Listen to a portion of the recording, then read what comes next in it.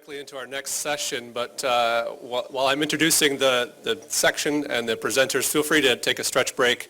If you do come and go, it helps if you do close that door completely when you come back in. The people on this side of the room will appreciate that. I'm Mike Monterusso, the Executive Director of Alaska Botanical Garden. I've been involved in the planning of the symposium, particularly at the early stages, and so it's great to see everyone here. But I will get on with the business at hand. I realize I'm one person in between everyone and lunch, so I'll keep us moving along. The next section is titled Public Gardens as Sentinels Against Invasive Species. We have two presenters. One is Teresa Culley. Teresa is a professor at the University of Cincinnati, where she specializes in the biological and genetics of invasive plants with a particular interest in species of ornamental origin. She serves on the board of the Midwest Invasive Plant Network, is a past president of the Ohio Invasive Plants Council, and currently leads the invasive plant assessment team for the OIPC and serves on the Regulatory Invasive Plant Advisory Committee for the state of Ohio. An avid gardener, she enjoys working with others to develop and create practical solutions to reduce the impacts of invasive plants in our natural areas. She earned her BS from the University of California, Irvine, and her PhD from the Ohio State University. Our other speaker, Kurt Dreisilker, is the head of natural resources at the Morton Arboretum in Lisle, Illinois, where he plans and implements ecological restoration throughout 900 acres of the Arboretum's natural areas.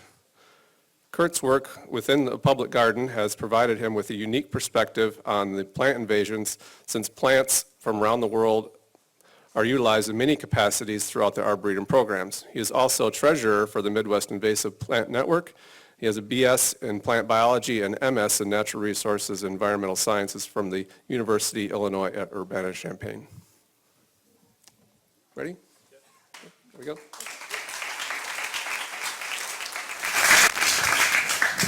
Okay, hello everybody. How's everybody doing today? Feel better after that slight stretch break? Good. Well, we do have a little bit of time before lunch, so we'll try to be efficient and productive in our messaging for this. Thank you, Mike, for the introduction. As he mentioned, I'm the head of natural resources for the Morton Arboretum, so I'm probably a bit of an unusual suspect for a meeting like this, but I assure you that other colleagues, Matt Labdell and Chris Bechtel, who I work with, are well aware and well versed and conversant on this topic that we're about to explore here. Managing natural areas within our property is an interesting sort of twist on managing land because it's an arboretum. And so over time, since I've been managing these natural areas since 2004, people have been interested in how we manage these invasive species out on the property. And I used to first answer the question, well, how do you control invasive species in your place there? And I would simply say, well, we'd get a chainsaw out and cut them down, hand saws and maybe a little herbicide. And people said, no, that's not really what I mean. Well, you have all these plants that come from around the world that are in the living collections. And so how do you manage that issue with respect to what's maybe moving around within the place? And so there's a whole lot more to talk about all of a sudden when we start thinking about it like that. So I can go out in our natural areas and start cutting down and using a little bit of herbicide or the appropriate control techniques. But if we have some of these plants within the collections, that brings up a much different conversation. So we're going to explore the topic today, Teresa and myself. Is really a larger topic that we've been exploring for a couple of years, and you'll hear more about this as we go along. The idea that we're going to focus on is that public gardens really have an asset within the garden itself. The living collection is an asset that we're all well aware of. I'm not going to pretend to explain it to you, but the thing that we notice sometimes is that these plants can escape from cultivation. And although we may not consider them invasive, we may have some plants that are starting to show signs of, escaping and maybe becoming problematic on a very small scale. And so this might be an indicator of future invasive potential. And so this is something that I think we can stand up and say, all right, well, instead of being bashful about what is happening within the gardens, because I know many of us in the room are experiencing this sort of situation within our own gardens, I think that we can sort of turn the story around and realize that we can actually become leaders and use this information to tell others that, these plants may have, problematic tendencies down the road. And we can actually, hopefully, help prevent future species from becoming invasive. And so the idea is really that we're looking at a slide of the invasion curve right here. We're probably familiar with this, but on the right side of the screen, we see that the population of this species is really large. It's occupying a large area, and that's typically when a person like myself would really manage these plants, okay? But what we're doing with this conversation is we're really shifting our attention from the right-hand side of that invasion curve to the left-hand side of the invasion curve, way down to where the population does not occupy very much area at all, but that it's really in the prevention and eradication phase. So small populations, we can take action early by communicating within our public garden networks to share stories and case studies about what is happening within our public gardens. So that's the essence of it. Right there, moving this conversation forward is what we're doing now. So here's an image of the Morton Arboretum taken from one side of the property, looking across 1,700 acres in about the middle of the 1920s. We were founded in 1922. And you can see that there are lots of plants that have been planted. Okay, so it's just meant to represent that we've been planting many, many trees and shrubs from around the world across our landscape, and this image is full of them, showing that there are plants all over the place. And looking at the same property, but from above in a more modern sense, we can see, I apologize for the kind of graininess of the image there, but we can see just represented by the arrows that some of these plants do move around over time. And so sometimes they move a little bit slower, sometimes a little bit faster. Each scenario is a little bit different as we go along. When I started managing the natural areas in 2004, this image is really what I inherited. Okay, these were sort of the starting conditions within the East Woods, our forested natural areas. And so we can see, a forest of oaks with an understory shrub layer of Linistra macchii, which is one of our dominant invasive shrubs in the Arboretum. So when I started managing these natural areas, I just went in with chainsaws ablazing and started cutting these down, and nobody really said anything except for, good job. Because people understood that this was an invasive species and it was spreading around the region. And so we have a modern range distribution of the species here, represented by all the green colored counties within the U.S. Luckily, it's not in Canada, right? We have quite a range, I guess is what I'm trying to say here. So the plant has been moving around for a long time. It's been widely used horticulturally, has been introduced through the horticulture trade, and as a consequence, I think we can see some of the range that it has, where it has spread around, at least the United States in this case. Just another example, European buckthorn, Rhamnus cathartica, just another example of a shrub that's been spreading around and also stopping at the border, I guess. So lucky for us in Canada here. So we have, some examples of plants that were introduced through the horticulture trade. Sometimes they're planted in our gardens, and they have been known to spread around. But these plants have been introduced many decades ago, and they are oftentimes even removed from collections or from natural areas. And they're also widely used in the horticulture trade at various points, and sometimes the popularity goes up and down for some of these species. I recognize that as well. So what does this mean for a place like a garden? If we look at our mission statement at Morton Arboretum, our mission statement I'll just read it quickly.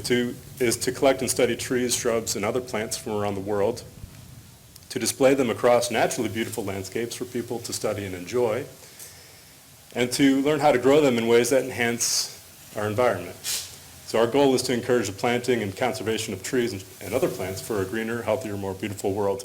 In that mission statement, there's nothing that says we're going to intentionally release plants like this and cause harm and, this kind of thing, right? And I suspect that your mission statements will echo something like this as well. They will not say something that we're going to release invasive plants. But here's a little different situation. This is the Emmer cork tree. If you're familiar with this, can you raise your hand? This is a really unusual crowd for me to talk to about this because so many people are raising their hands. When I talk to other groups, it's not as common, but it is becoming more common because it is starting to spread around the country, as you can see, in the U.S. anyways. Some of the green shaded areas where it is currently found, probably also found in other areas that is not really indicated on that. But we have this spreading around within our property as well, and it has been spreading around for a long time. We've introduced it, and it has been spreading within the Arboretum, within Morton Arboretum. And so we've been controlling it and cutting trees and saplings and seedlings and trying to eradicate this one before a map like that starts to look like a map like the honeysuckle and the buckthorn. So we're at a point now where we can actually take action and help to stop the spread of this particular species. But what sort of network is there that we can all communicate about this situation happening within our place and within your places? There really isn't a network that we're aware of that can facilitate this kind of conversation. The stories and the case studies and such that really only happen when we're sitting in a room like this. We learn about these situations happening within our gardens as we're elbow to elbow with our colleagues. So we've deaccessioned most of the cork trees within Morton, and we have a couple individuals remaining that have really not been bearing fruit. Okay, so we're helping to stop the spread there. But we've deaccessioned most of them. Here's another example of a species, the Euonymus elatus, which has been spreading around our region, and probably not a big surprise to a lot of folks here. But we've found this one spreading, and so we've actually taken this one out of our collection as well. This was taken about 5 or 6 years ago, and so we've replaced the shrub with the hedge with an entirely different species. And then we also have the Callery pear, which we've removed as well, which species like this and the burning bush, perhaps as examples of other species that may not have the widespread distribution, generate a lot more conversation when talking about deaccessioning these plants. Remember the plants like the honeysuckle and the buckthorn that are widespread throughout the country, people generally don't argue that those are invasive species, and so that's probably why I was given a good old pat on the back when I started cutting that out of our forest. But when plants like this are found, it generates a lot more conversation, and I think this is where the garden's value really can step into the picture and provide more of a leadership role, really, in defining what's happening within our particular properties. So just a quick chart showing the number of deaccession specimens within Morton due to invasiveness. And you can see that the chart starts on the left at 1988, lasting all the way through basically today. I think it's a couple years old actually. But you can see just that we've been at this now for a while. We've been deaccessioning the plants, and I've shown a couple examples here. So we've deaccessioned several hundred species plants within the collections. But the study gets a little more interesting when we start to look at some of these more obscure species that are sort of misbehaving within our collection. Here's an example of the dwarf elder. That's the Sambucus ebulus, which is probably not used horticulturally, and it's probably not widely used in the trade, and it's probably the reason why a lot of people, generally speaking, wouldn't know about this one. we had some concerns about this one, about 6 or 7 years ago, and we deaccessioned this one as well. And so I'm not sure if anybody's familiar with this one. A quick show of hands. A few people. Okay. But this demonstrates the value of our living collections, that we have these rather obscure species within them, and we can observe them and find out what's happening on our property within our collections, and then take action to remove them at an appropriate time, and hopefully raise awareness about what those observations are in hopes to prevent future invasive species from escaping. And just another example, Chinese silk vine, dare I ask again, who's familiar with this one? Several individuals. Okay, so the same sort of story is happening here with this one. So we saw this one becoming problematic within our collection, and so we decided to deaccession that and remove it from the property. So after all of this, what do we have to show? What do we have now?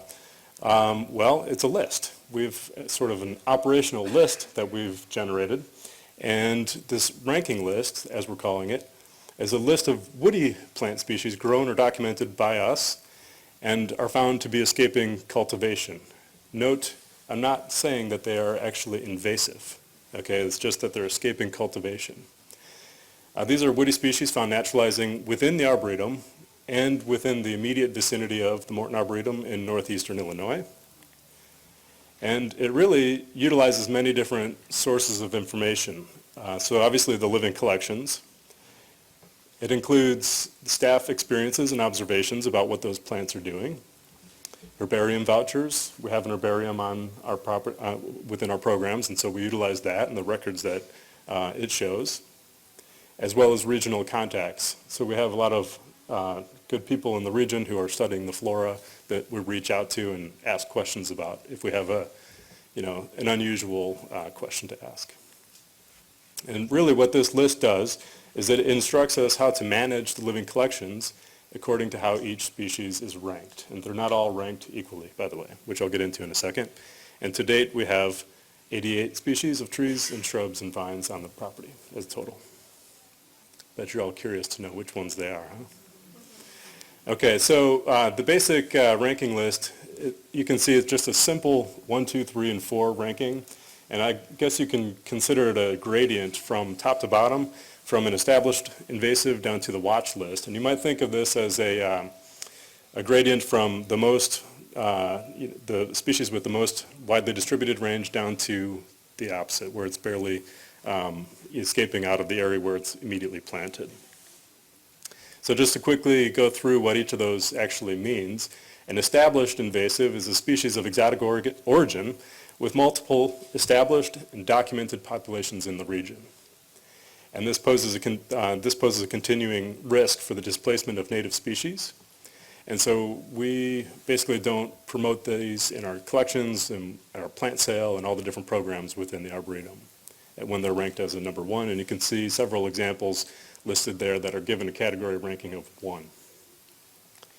Moving down the list, we have establishing invasive, the category 2.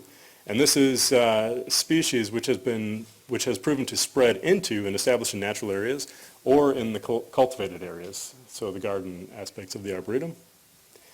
And the species is considered at risk of establishing itself in the regional flora and displacing native species. Note, we don't have a real quantified category threshold that, one species can jump from a category 2 to a 1. It's really based on discussion and sort of adding up all of the mounting evidence that turns up. But it is truly observational and it's not predictive. Okay, so it's just based on what we're actually seeing. In a category of 2, an active control program is in place, not only in the natural areas, but in the collections as well. So we would remove these species from the collections, and you can see some examples down there at the bottom. Acerplatinoides, Euonymus fortunii, Ligustrum vulgare. And then we move down the gradient still further. Potentially invasive, number 3, which is a species that is spread into the natural and cultivated areas and established small populations. Okay, and you can see some of the same sort of language that's embedded there. as the other categories. And then just to show you a couple examples down there at the bottom, Acer genella, Acer campestri, Clematis terniflora. And then we have the watch list, which is kind of our lowest ranking. It indicates that a species has been spreading within or around the original planting site. So this is kind of our, let's take a look at this, let's step back and observe it, and a species may actually remain on this, in this category for a number of years, and then maybe we'll see it increasing in population, and we may rank it a 3 at some point based on what it's doing. But it's really rarely occurring in the natural areas. A monitoring program is in place, as I mentioned, and then you can see some of the examples that are listed there at the bottom as well. These examples are really just based on what we have, and if this was applied to your gardens, you might have different rankings according to what you're seeing in your different places. So, as I mentioned, there really is no formal way to communicate with each other about this, and so that's really what we're starting up here. And Teresa's going to go into what this looks like in a few minutes. But what we're starting is an early invasive detection program for botanical gardens and arboreta, and we're calling this the public gardens as Sentinels against invasive plants, and we'd like your help. If you're a curator in the room and you have some sort of responsibility for what goes in and out of the collections, I won't make you raise your hand, but this is really for you. We'd like your help in this conversation. And so we'd like to invite your participation in this effort moving forward. This is not the first time that this idea has surfaced. This idea has come up as early as, I think, the 1990s, when a few people started publishing papers and started speaking at events like this, perhaps. Indicated here, we have Fran Hardy in the 1990s and Glenn Dreyer from Connecticut College Arboretum, who have been talking about this. And undoubtedly, there are more people who have been talking about it back then or have been publishing papers, and so the idea was out there by then. And certainly by 2001, the idea was sort of brought into the fold, and so we see the St. Louis Declaration forming in the Missouri Botanical Gardens with the voluntary codes of conduct for many different sectors dealing with plants, landscape architecture, etc. And there is a code of conduct for botanic gardens. And the idea has crossed into Europe, so that by the time 2013 has come around, the code of conduct was applied to European gardens. And we also have a more recent document that calls forth this idea in the North American Botanic Garden Strategy for Plant Conservation. So I'm going to go through a couple of these in a little more detail to provide the context that this is not really just me standing here today saying that we need to do this. There's a lot of other attention, a lot of other activity, and a lot of other people thinking about this and calling for this sort of activity to take place. And so starting with the St. Louis Declaration, we see several bullet points there calling for this to happen here. So starting with our gardens, we can avoid introducing invasive plants by establishing an assessment procedure. We can remove them from our living collections. We can control them in our natural areas, of course. And we can, the last couple are probably more relevant to our message today. We can participate in early warning systems for for reporting and control.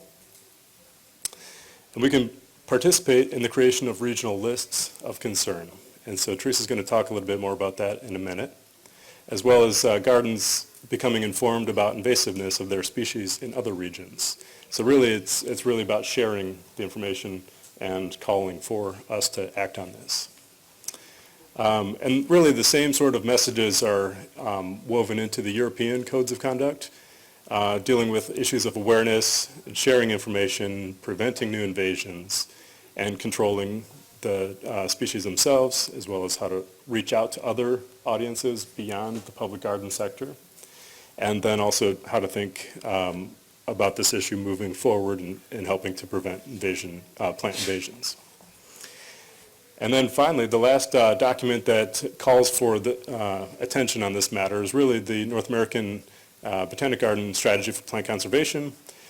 Specifically listed in Objective B, you can see that it calls for Botanic Gardens increasing their roles in management and control of invasive species and adopting relevant strategies such as the St. Louis Codes of Conduct. And so with that, I'm going to turn it over to Teresa, who's going to go over more about our more recent conversation and where we are today. So thank you. Thank you, Kurt. So as Kurt mentioned, we've been working together. I should sort of preface, you might be wondering why an academic is up here talking to you. And it's because I had been going around to various gardens talking about Callery Pear, which is what I do my research on. And at each garden, after I would talk, I would ask, out of curiosity, hey, what are the things that you're dealing with? And I started to hear the same things over and over from multiple gardens, and it became clear to me that the gardens weren't entirely communicating with one another. And I thought, what a shame, because some gardens were creating these really great management strategies, and it'd be wonderful if they can share them with other gardens or let other gardens know that, hey, this might be coming, be on the lookout for it. So that's the context of why I've been involved. So what we did in developing this new program, our Public Gardens as Sentinels Against Invasive Plants. Essentially, the real purpose, as Kurt was alluding to, is we're trying to create a network of gardens to share information about specifically non-native species that are spreading from cultivation. And so the way to do this is to bring together representatives such as yourselves from gardens across North America to really just come together, compare records, share stories, as has been happening off and on here today, but really to identify plant accessions that show evidence of current or past spread from cultivation. So for example, if a garden has already pulled something out because they thought it was problematic but haven't told anyone, that information would be really helpful to other gardens. And so we do have communication platforms among gardens that you might be already thinking about in your head, such as ArbNet, but these aren't organized to deal with this type of information. So the benefits, of course, to this type of communication network are several. I would argue, and I hope you would agree, that this is a way that it will place gardens at the forefront of invasive species research. This is something that is needed, that the researchers really want to know what are the new upcoming species that we need to be focusing on that may or may not become invasive. And so that's one area where there's a huge strength of the garden. Also, it would promote the use of plant collections within the public. It highlights that if a garden would so choose to publicize that information. And also among scientific communities. One thing that I found really valuable as a researcher is to be able to link up with gardens because the resources there are just so incredible. And so this is one way that you can have that link as well. And then also, as I was alluding to earlier, it just would simply make management and control efforts more efficient. Management and control costs money. We need to save money and funds, and so this is a way that we can be more efficient. So where I come in from is I am involved with the Invasive Plant Council in the state of Ohio, and so the OIPC, Ohio Invasive Plant Council. And one of the things that we're limited by is information about species and their behavior, especially those new species that are just getting started, that are starting to become problematic. And so my thought here is this is a way where gardens can be a huge help in identifying newly spreading taxa. Again, these aren't necessarily things that are invasive right now, but they might be at the very front part of that invasion curve that Kurt alluded to earlier. And again, I wanted to acknowledge that not every introduced plant becomes invasive. It's only a small portion of those. So the other benefit, of course, is this could help focus research, tell researchers where they should be looking at, could lead to more accurate assessments of invasiveness. There's also a huge benefit to plant breeders, and by the way, I had to add in my Callery Pear over there. So with breeders, this is a way that they can identify beforehand plants that are starting to act up and to spread, out of their beds to escape from cultivation. And this could give breeders a head start on developing alternatives. And so this could also increase the efficiency and economics of nursery breeding. The idea here is that if we know that a plant is starting to show signs of being problematic, maybe breeders can focus on that one and come up with sterile alternatives way ahead of time. And so that's something that we thought would be interesting.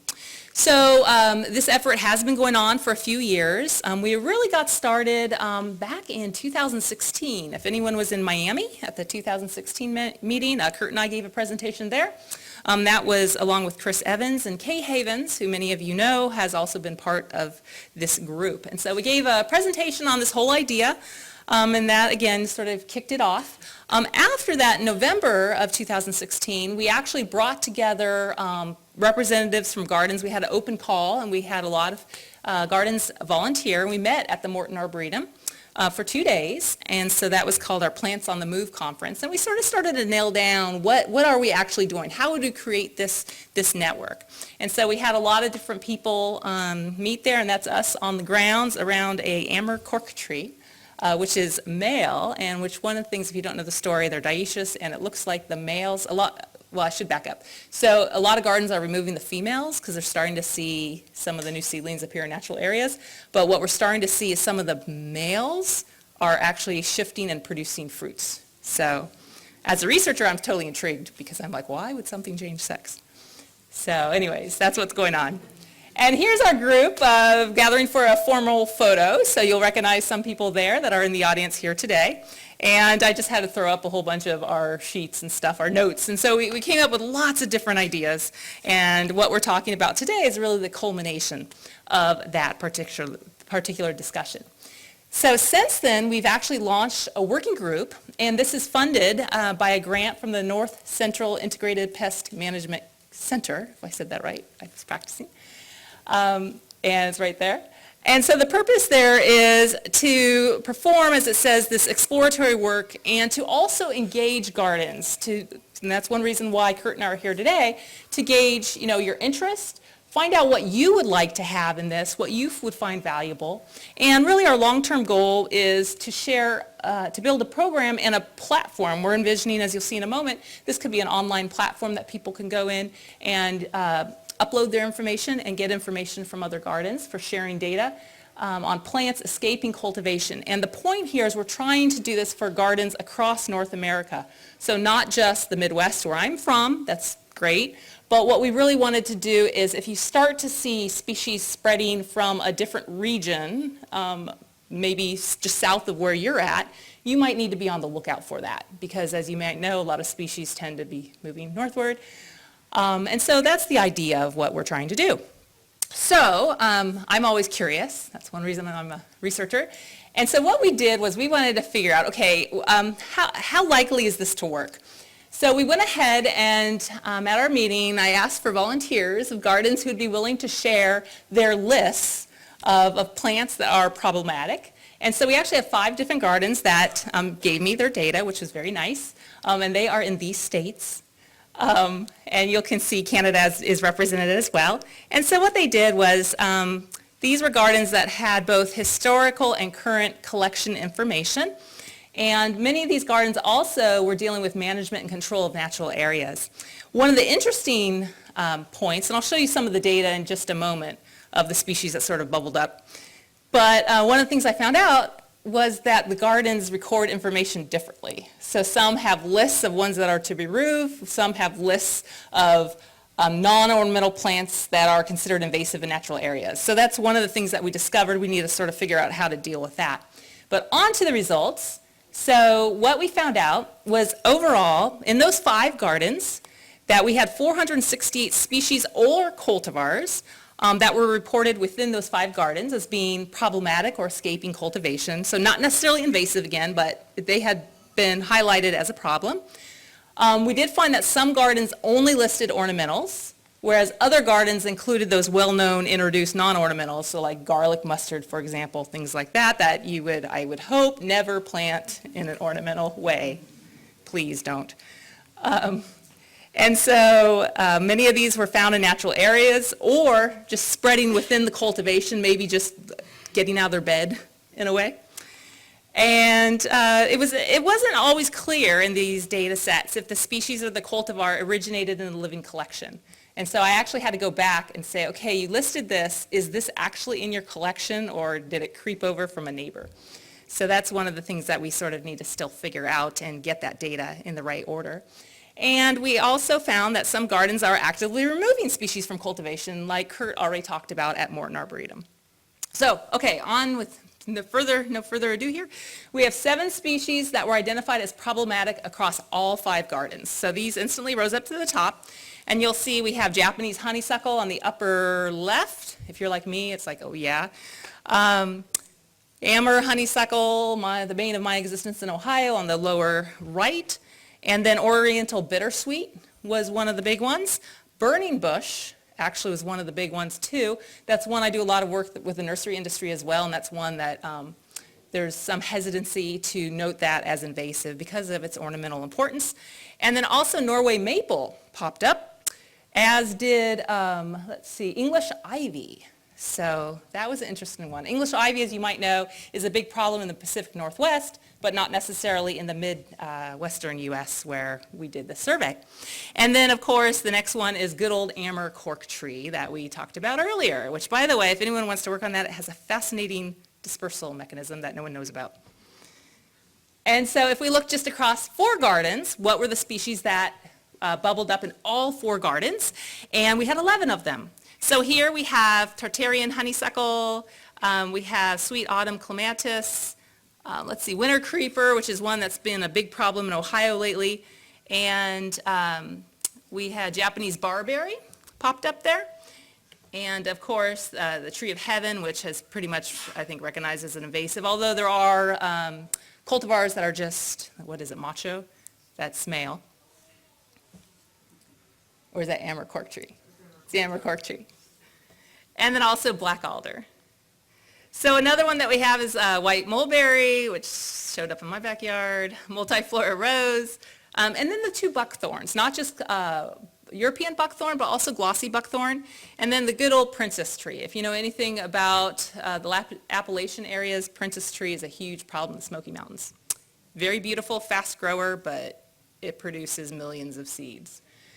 So across all 3 gardens, we had 21 species. I'm just showing a selection here. We had vinca, which is sort of interesting, jet bead, Amur maple, different ones here. Common privet showed up, and that was, I think, on Kurt's list as well, if I recall correctly.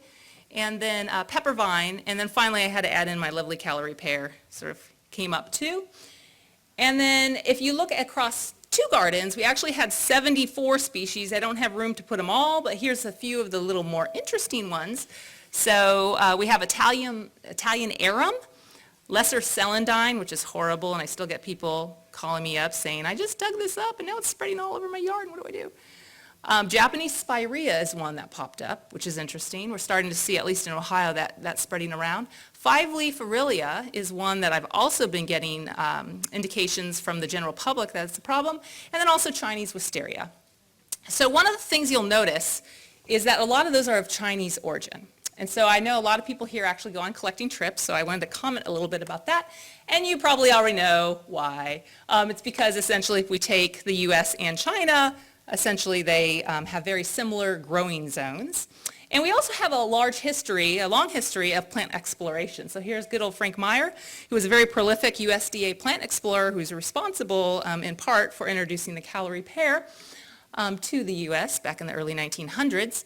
So I wanted to finish just by talking just a little bit about the issue of blame, because that's something that when we talk to gardens, some people are like, I don't want to let people know that this is a problem because we don't want to be blamed. Well, if we think about the Callery pear, who could we blame? Okay, we could blame poor Frank. We could blame maybe E.H. Wilson, who actually brought in the first Callery pear and had it at Arnold Arboretum. Maybe John Creech, who's National Arboretum. He introduced a lot of the really successful cultivars, but well, while we're at it, let's go ahead and let's blame Frank Reimer or William Straw, who was responsible for Aristocrat, or the USDA, who funded the whole exploration in the first place, right? They also funded my research, which was funny. And then, maybe it's nursery big box stores. You can go and you can buy Cleveland Select for $10 at Lowe's, right? Maybe it's landscape and home gardeners like myself. Really what happens is there's lots of people involved in this story. The important thing is that the plant was introduced with a really good purpose to help society, right? it was introduced with a good reason. It was beautiful. People thought, hey, this would be great. It's going to sell. It's going to be beautiful in the landscape. The subsequent spread was completely unintentional, totally unanticipated. And so really what it comes down to is there's no blame. And so that's something that we need to think about and consider. Some gardens, Kurt talked about Morton. I also wanted to highlight Dawes Arboretum has actually turned this around, and they've used this for public outreach. And so they've actually taken out their burning bush plants, and they actually had it in the front page of the newspaper. So I thought that was really interesting. So what's going on now? Well, the working group that Kurt and I have described have gone ahead and we've developed 3 different scenarios. And so one, and I want to throw this out here because these are where we need your input and your questions and suggestions. So the first thing that we would like to do, that we're working on actually, is to use and create a free online database to upload data from gardens, and this would be in bulk or individually. We're working on that. And then also to view other gardens lists, and also to go back in and update your data. So that's something that we're working on. We've gone through several different potential online databases. Right now we're looking at EdMaps, Bronze Online, things like that. The other thing that sort of bubbled up in our initial conversations, and this is where I'd like to have some of your input, and don't worry, you're actually going to have a survey at the end that you could fill out at your leisure if our methods work out properly here. But we've had some people suggesting we want to have a mobile app because we want, and this is where Kurt and I want to know, is this practical? Would you do this? So they want to be able to have a mobile app on their phone to go around and collect real-time data. Say, oh, something's spreading, click, take a picture, document its GPS coordinate, there it is. So would this be something that you would do? This could be available to other gardens. We could potentially talk about making that data available to other audiences later, but right now it is within just the gardens. And then finally, what we're working on now is to develop a set of guidelines to consider when a garden develops their lists. I was talking the other day with a few folks here, and it sounds like some people already have a list for their garden, which is great. Some people don't. Maybe you have this in your collections policy, maybe you don't. So the idea is if you need a little bit of help, let's gather information from the other gardens and let's help you. Let's develop a set of, I don't want to say protocols, but guidelines to help in designing that list.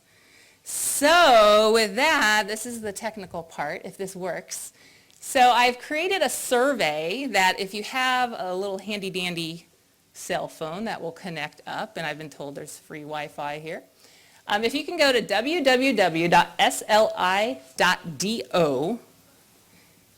and you go there, and it's going to wait and say Slido and then open up a little bit.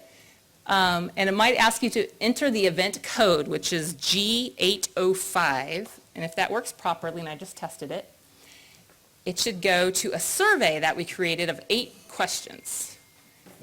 And so, and by the way, if you ever want to, you can make sure you're on the polls. If you want to leave a question, you could just go hit the little question button over there.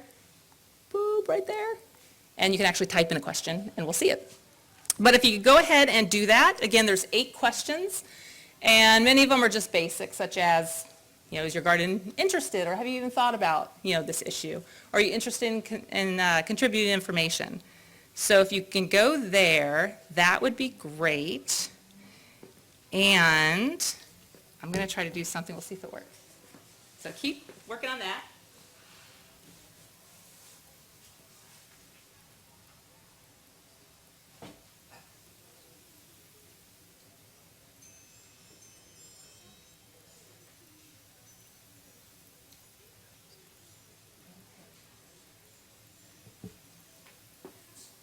And this is supposed to be active in real time. And I don't know if I have to keep hitting refresh. Whoop, there we go.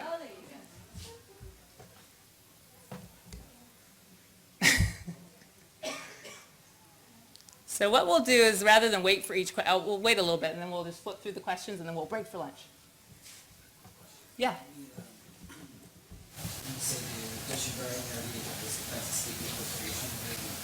Or from surrounding gardens. Good question. So, yeah, the question was if you want to know, we do want to know, is the plant escaping cultivation from your garden, if you know that. But that's a good distinction because it could be coming from elsewhere. Yes? Is there any way to record, most of us are out in the wild doing Yeah. collecting. Is there a place that we can report when we're seeing invasive species out in the wild? Yeah, so the question is, for those people who are out in natural areas, is there a way that they can report a species that is spreading when you're there, I think is the question. And so that's what we're talking about with the app. There is the Ed Maps that I've heard, I don't know if that's what you were going to talk about. Yeah. Yeah, no, I was going to ask if anybody had asked, how there could be a partnership between what you're trying to do in EdMaps, because it's there's a lot of reporting details, and I can't remember the last time I was on there, if there's like a box you can check to say, in a garden, a horticultural, good question. institution. Yeah. But that might be a way for us as an institution, instead of recreating the wheel, we're contributing to the same data set. Yeah, so the question was dealing with Ed Maps. Is there a way to actually incorporate that because there's already something already developed? And the answer is that we've actually been working with them. And so that is one scenario, is actually just to go right into them. They do have a really nice app. And so we're trying to work on that. It does cost money, so we're a lean, mean fighting machine, so we're trying to keep the cost down. But that's an idea, yes. Are you developing any recommendations for the negative optics that'll come from people learning that botanic gardens are part of the problem? That is a very good question. So the question is, are we developing any optics and any approaches if gardens are suddenly blamed, if you will? So if they're found to be the source of a plant that has gone awry. We have been asking that question. It's not on the survey, but we have been asking it, and I think it was 25% of gardens have been blamed in the past for a problem. A lot of that, and Kurt might have a different response too, a lot of that I think has to do with just letting people know, the public know about this, and educating them. I don't know, Kurt, if you would have something else? Yeah, I think you hit the point on the head there, Teresa. I think the idea of turning the tide, turning the story around to say that we're moving forward and we're using this information to become really leaders in this issue. So we can say, all right, even though we've seen some of these plants escaping cultivation, we can actually, demonstrate that we can take action early to help prevent them. We are right now just at the beginning phase of developing guidelines and something about this issue, so I think this point would be taken into account for developing those guidelines. Yeah, question. I just want to add to what Kurt was saying, that if you can also show that you're part of the solution. So if you're saying, if we're removing burning bush from our collections, and you shouldn't be planting that in your own yard, here are other commonly commercially available species that have great fall color, whether they're blueberries or aronias or whatever. So you're taking a step that also makes sure you're not pissing off the nursery industry, because they're going to be selling those things. So you're going to be taking money out of their pocket, you're going to be showing them how to put money back into their pocket, buy other stuff they're growing.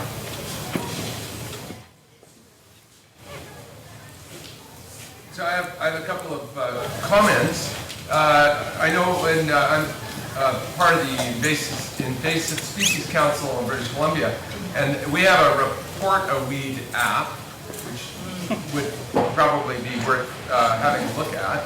It's, I think if you just look for report a weed. And I know that in BC and in Washington State and in California, there are very, very active invasive species councils. And I couldn't find, I was looking for it just a minute ago, but I know in California they have a really good, what do you call it, tool? Plant right? Yeah. And most of the rest of us have, like plant mean instead kinds of publications. So, I mean, I don't know, and again, it's because I think we don't all talk to each other in an effective way, but I think there's a lot of material that's already out there, and I think there needs to be some kind of, like, let's not reinvent the wheel. Exactly. So part of what the working group has been working on for the last 2 years has been to evaluate those. And so we had a whole list of apps and platforms that are available on the market. We all went home with our assignments and we answered a bunch of questions, and then we came together at the Morton Arboretum this past June, and we said, all right, starting with this one, what do we think? How does it work? What are the pros? What are the cons? And then we went through the whole list. And ultimately, we started asking a lot of questions that we really wanted to know, well, does an app that shares this information broadly with the public, do we want that style of an app, or do we need to keep it a little bit closer to home for now? And then, we don't want the information, because we list a species as a watch list, for example. We don't want that to equate to somebody saying this is invasive now, and such garden calls it invasive, and now all of a sudden there's, all the issues that unravel from that. So for now, the idea was that we would kind of keep it close to home. The conversation would just remain really within the public garden sector. We're the ones with a lot of knowledge about these rather obscure species. Just listening to you tour around the gardens yesterday, you're full of information about all of these different species, and what if they're watered, what if they're not watered, and under what scenarios would this potentially become problematic. And so there's all these little case studies that can be embedded in this sort of knowledge communication platform that I think can be quite valuable moving forward. And at some point, maybe, strategically sharing the information broader than the public garden sector would be useful, because then that would demonstrate the leadership role that we can take. So Jan Merriweather has been part of the organization or group. Another question in the back? Yeah, just in the city of Portland, they have basically a watch list, and it's put out, every few years they update it. It's like, there's sort of an approved list, and they have like watch lists as well. One of the big complaints with those lists is some of the plants that get on the watch thing, because they're not considered invasive, so I forget what their ranking system is, but they just have this lower level, which is like you say, is the watch list. And they put a lot of bamboo on there, which the local bamboo nursery industry is like, well, yes, it's aggressive or spreads, but is it invasive? And so this terminology and who creates the list is a problem. So from a garden point of view, if we're not part of the information going into that decision-making, then who is making the decision? Is it just a regional weed expert? Is it someone who doesn't grow the plant actively and really understand it? So there's a danger that if we aren't part of the informational process, things will end up on that list without our input. And then that's a problem. Very good comment, thank you. In our garden, we have a burning bush. We have one of these sterile ones, and it took me a while. I kept saying to my director, why are we growing this? Why are we growing this? He kept saying sterile, but it looks just like the others. So that's kind of a confusion too, and I'm thinking a little publicity around that. And we're propagating it and growing it to sell, so we need to really make sure we have a publicity. If you don't want it not to be sterile, and then you get out. Yeah, well, that, but also we want to make sure that people, even though we might not recommend planting for we recommend. Yeah. Yeah, question over here? Yep. New England has iPain, the invasive plant, okay, so you know about that. And at Smith College, we consulted the Massachusetts list a while back, which is part of the New England one. So I just wanted to make sure you knew about that. Yeah, through MIPIN, the Midwest Invasive Plant Network, Yeah. we look at all the different lists, whatever's available. Yeah, but that's a very good one. Yeah. How would this program that you're developing deal with the regional differences? So things that may be invasive on the East Coast that will be a problem with the vice versa? Yeah, good point. The question was, how would this deal with regionality? And so that's the beauty of the program, because if you have gardens at different areas of the country, the idea is that you might see, English ivy, say, is a big problem in the Northwest. And so that would light up, over there, but now we're starting to see it start to come up over here. I guess I have my for you. And so that's where you would need to have some aspect of regionality in there. And so that's where you would have, this garden is seeing it over here, but gardens over here aren't seeing it. So that's really, but that's a strength of what we're proposing.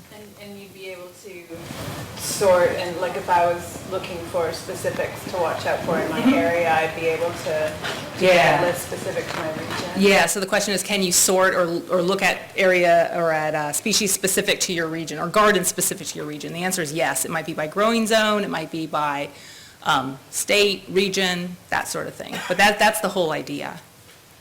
I think it sounds like a good idea. I was just going to suggest maybe try to incorporate some of the climatic variables, like things that we've seen in other slides, so that you can get sort of this predictive power for regions that maybe you don't have any reports from yet, right? Instead of just having distance, because things, especially in mountainous areas, right, the climate can change drastically based on very short distances. Yeah. No, I think that's true. Yeah, just commenting, you said the word predictive, and so I think I just wanted to highlight something there, because this really has been not so predictive at this point. It's really based on observations. And I think that's where the real strength is, because nobody can argue about plants that are moving around within a zone. You can document those situations happening as they unfold, sort of in real time. This information can also be used to fill in the gaps for others in academia who may want to do predictive modeling. So this is really just little nuggets of information saying this is happening here, that's happening there, and it could be made available for researchers across, the globe, really, to do more predictive modeling. But really the conversation has been focused more on observations within our gardens, and then collecting that and sharing those case studies across gardens. So Pam is giving us the signal that we're at the end and lunch is ready.